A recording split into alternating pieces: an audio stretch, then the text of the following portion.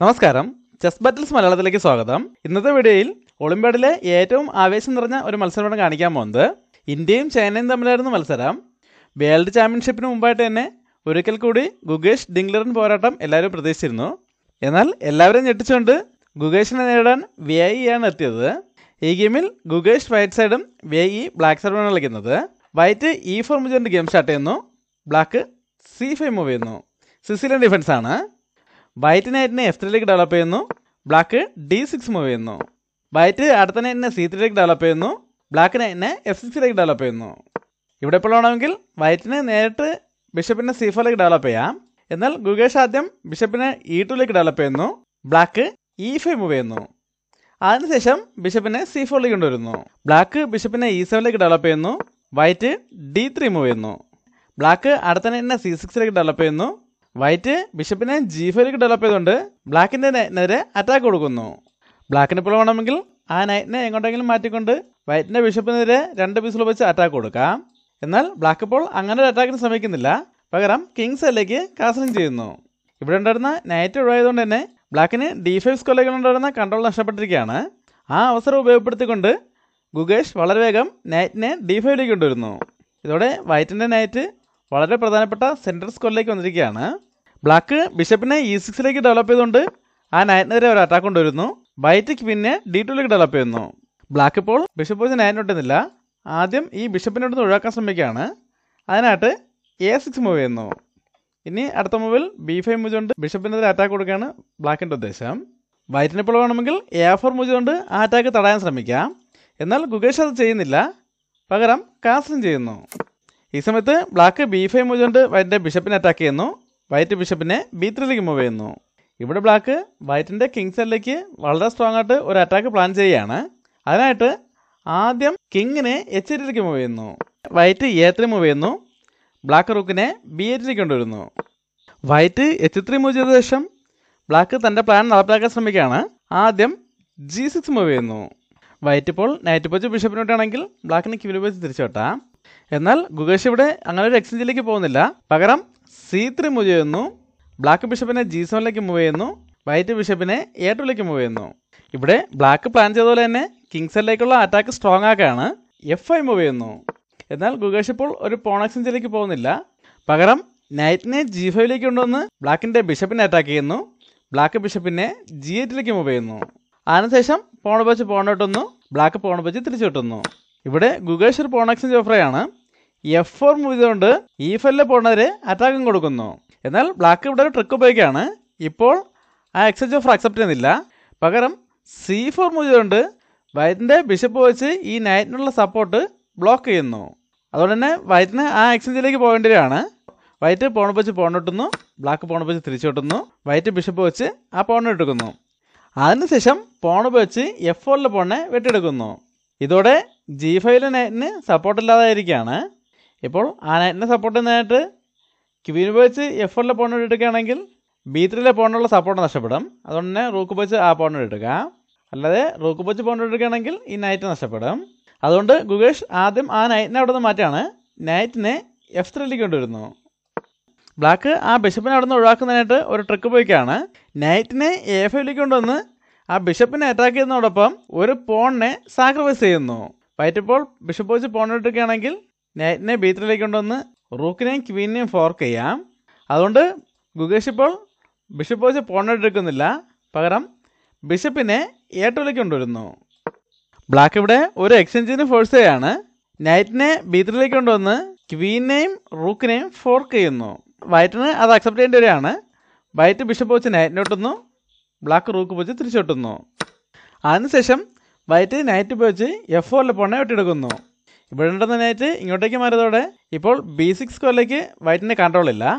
അതുകൊണ്ട് തന്നെ ബ്ലാക്കിന് ഒരു ചെക്കോടുകൂടി ക്വീനെ ഗെയിമിലേക്ക് കൊണ്ടുവരാൻ അവസരം കിട്ടിയിരിക്കുകയാണ്. ബ്ലാക്ക് ക്വീനെ B6ലേക്ക് കൊണ്ടുവന്ന് ചെക്ക് കൊടുക്കുന്നു. ഇപ്പോൾ ചെക്കുമാണ്. ഇതോടെ B2ലെ പോണിനെതിരെ 2 പീസുകൾ വെച്ച് അറ്റാക്കും വന്നിട്ടുണ്ട്. അതുകൊണ്ട് തന്നെ ഇപ്പോൾ ഈ ചെക്കിൽ നിന്നും കിങ്ങിനെ കൊണ്ടെങ്കിലും മാറ്റുകയാണെങ്കിൽ ബ്ലാക്കിന് B2ലെ പോണിനെ എടുത്തുകൊണ്ട് ക്വീനെതിരെ അറ്റാക്ക് കൊടുക്കാൻ കഴിയും. അതുകൊണ്ട് വൈറ്റ് ഇപ്പോൾ കിങ്ങിനെ കൊണ്ടെങ്കിലും മാറ്റുന്നില്ല. പകരം റൂക്ക് ഉപയോഗിച്ച് ഈ ചെക്ക് ബ്ലോക്ക് ചെയ്യുന്നു. ഈ സമയത്ത് ബ്ലാക്ക് അടുത്ത റൂക്കിനെ കൂടെ അറ്റാക്കിലേക്ക് കൊണ്ടുവരികയാണ്. റൂക്കിനെ B8ലേക്ക് കൊണ്ടുവന്ന് B2ലേക്കുള്ള അറ്റാക്ക് സ്ട്രോങ് ആക്കുന്നു.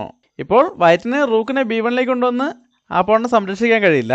അങ്ങനെ റൂക്ക് B1ലേക്ക് വരികയാണെങ്കിൽ ബ്ലാക്കിന് ബിഷപ്പ് വെച്ച് C2ലെ പോണിട്ട് എടുക്കുക. ഇപ്പോൾ ക്വീനെതിരെ അറ്റാക്കുമാണ്. ഈ B2ലെ പോൺ പിന്നിങ്ങിലുമാണ്. അതുകൊണ്ട് പോണെ വെച്ച് തിരിച്ചുവിട്ടാൻ പറ്റില്ല. അതുകൊണ്ട് ഗുഗേഷ് ഇപ്പോൾ റൂക്കിനെ B1ലേക്ക് കൊണ്ടുവരുന്നില്ല, D1ലേക്ക് കൊണ്ടുവന്ന് ബ്ലാക്കിൻ്റെ D6ലെ പോണിനെ കൗണ്ടർ അറ്റാക്ക് ചെയ്യുന്നു. ഇവിടെ ഒരു കൂട്ട എക്സ്ചേഞ്ച് ഇടയ്ക്കാണ്. ബ്ലാക്ക് റൂക്ക് വെച്ച് പോണിട്ടുന്നു, വൈറ്റ് ക്വീനെ വെച്ച് തിരിച്ചുവിട്ടുന്നു. ബ്ലാക്ക് ക്വീനെ വെച്ച് ക്വീനോട്ടുന്നു, വൈറ്റ് റൂക്ക് വെച്ച് തിരിച്ചുവിട്ടുന്നു. ബ്ലാക്കും റൂക്ക് വെച്ച് ആ റൂക്കിനെ എടുക്കുന്നു. ഇവിടെ ഇപ്പോൾ വൈറ്റിൻ്റെ C3ലെ പോൺ ബിഷപ്പ് വെച്ച് അറ്റാക്കിലാണ്. എന്നാൽ വൈറ്റ് ആ പോണിനെ സംരക്ഷിക്കാൻ ശ്രമിക്കുന്നില്ല. ആദ്യം റൂക്ക് വെച്ച് D6ലെ പോണിട്ടുകൊണ്ട് A6ലെ പോണിനെതിരെ അറ്റാക്ക് കൊടുക്കുന്നു. ബ്ലാക്ക് ഇപ്പോൾ ബിഷപ്പ് വെച്ച് വൈറ്റിൻ്റെ പോണിട്ട് എടുക്കുകയാണെങ്കിൽ വൈറ്റിന് A6ലെ പോണിട്ടതുകൊണ്ട് ഈ A5ലെ പോണിനെ പാസ്ഡ് പോണാക്കി മാറ്റാൻ കഴിയും.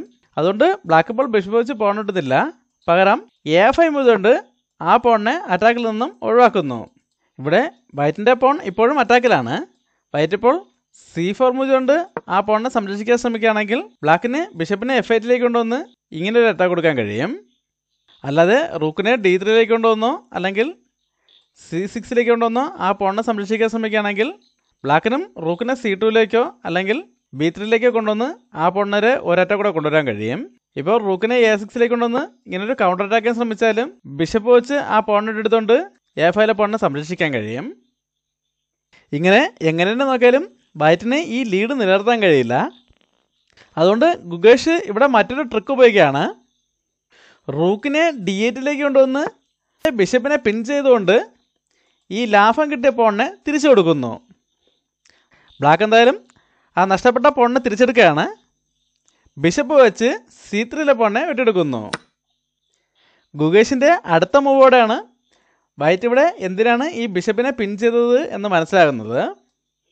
ഈ വീട്ടിൽ നിന്ന് പോയതിനു ശേഷം ഗുഗേഷിൻ്റെ അടുത്ത മൂവ് എന്താണെന്ന് കണ്ടുപിടിക്കാൻ ശ്രമിക്കുക.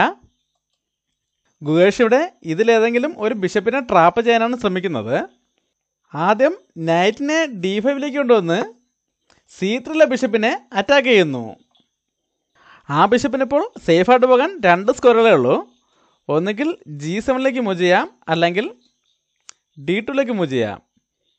ഇപ്പോൾ D2 സ്ക്വയറിലേക്ക് മൂവ് ചെയ്യുന്നത് അത്ര സേഫ് അല്ല, കാരണം ഇപ്പോൾ തന്നെ ആ സ്ക്വയറിലേക്ക് നൈറ്റ് വെച്ച് അറ്റാക്ക് ഉണ്ട്. വൈറ്റിന് അടുത്ത മൂവിൽ നൈറ്റിനെ F6ലേക്ക് മൂവ് ചെയ്തുകൊണ്ട് 2 ബിഷപ്പുകൾക്കെതിരെയും ഡബിൾ അറ്റാക്ക് കൊടുക്കാൻ കഴിയും. അല്ലാതെ ബിഷപ്പിനെ G7ലേക്ക് മൂവ് ചെയ്താലും ഏകദേശം അതേതാണ് അവസ്ഥ. നൈറ്റിനെ E7ലേക്ക് കൊണ്ടുവന്ന് G8ലെ ബിഷപ്പിനെതിരെ ഇങ്ങനെ ഒരു അറ്റാക്ക് കൊടുക്കാം.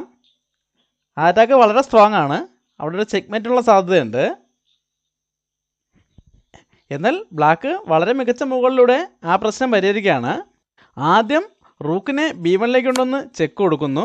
വൈറ്റ് കിങ്ങിനെ F2ലേക്ക് മൂവ് ചെയ്യുന്നു. അതിനുശേഷം റൂക്കിനെ D1ലേക്ക് കൊണ്ടുവന്ന് വൈറ്റിൻ്റെ നൈറ്റിനെ പിൻ ചെയ്യുന്നു. ഇതാണ് ഗെയിമിലെ ഏറ്റവും പ്രധാനപ്പെട്ട ഭാഗം. ഇപ്പോൾ വൈറ്റിൻ്റെ നൈറ്റിനെതിരെ 2 പീസുകൾ വെച്ച് അറ്റാക്ക് വന്നിരിക്കുകയാണ്.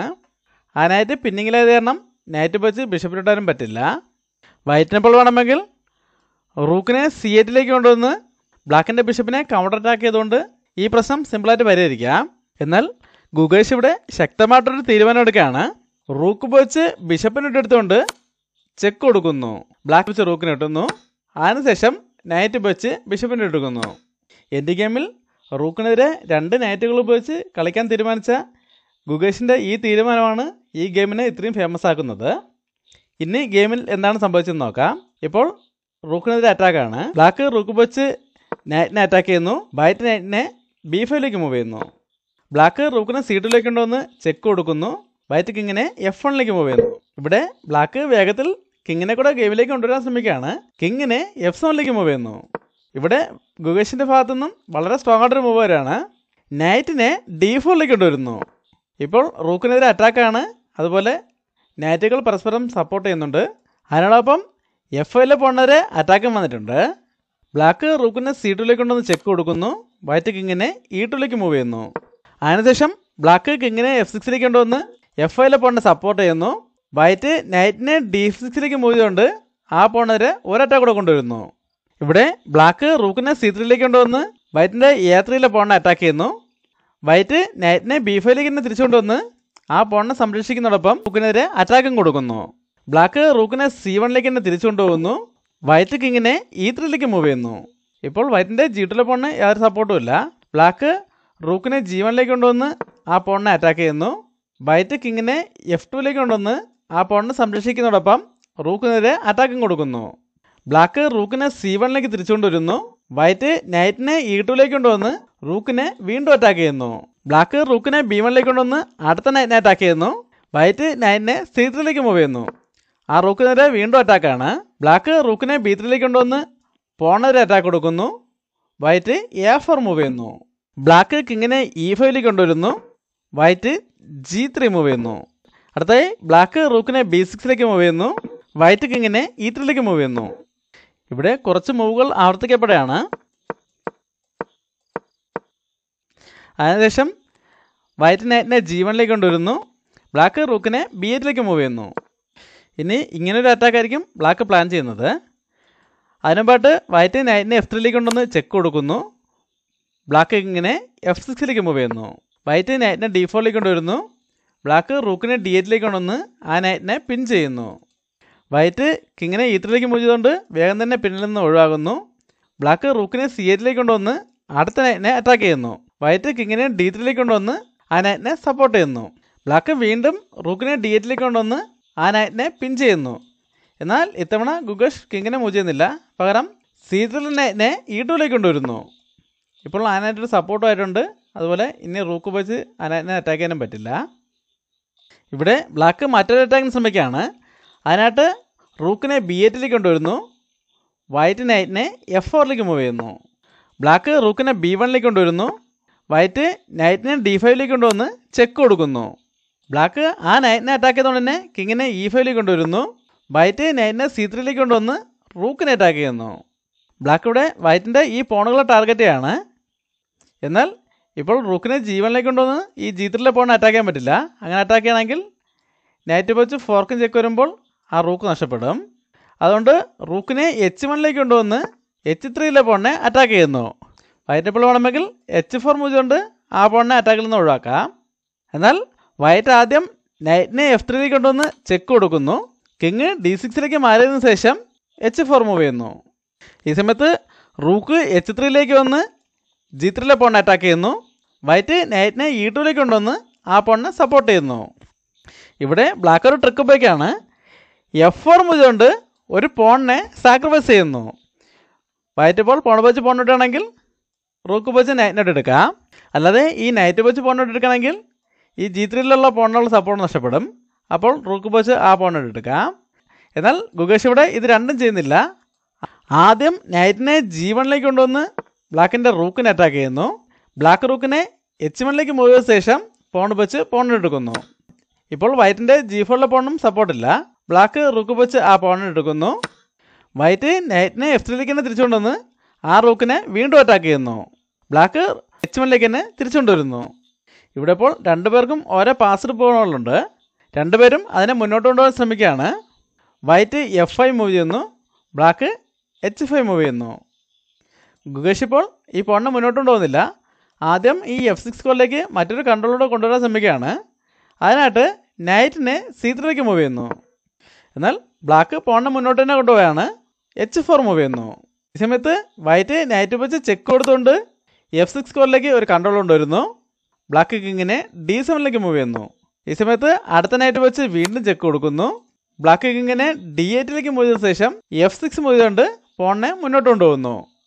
ബ്ലാക്കും പോണിനെ H3 കൊണ്ടുവരുന്നു. വൈറ്റ് F7 മൂവ് ചെയ്യുന്നു.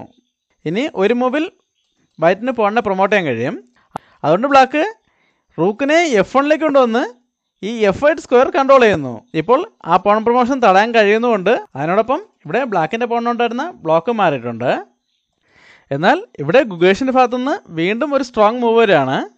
ഗുഗേഷ് നൈറ്റിനെ G5 കൊണ്ടുവന്ന് ബ്ലാക്കിൻ്റെ പോണിനെ അറ്റാക്ക് ചെയ്യുന്നതോടൊപ്പം F7 പോണിന് ഒരു സപ്പോർട്ട് കൊടുക്കുന്നു. എന്നാൽ ഇത് രണ്ടുമല്ല വൈറ്റിൻ്റെ പ്രധാന ഉദ്ദേശം. മറ്റൊരു ഉദ്ദേശത്തോടെയാണ് വൈറ്റ് ഇപ്പോൾ നൈറ്റിനെ G5 കൊണ്ടുവന്നിരിക്കുന്നത്.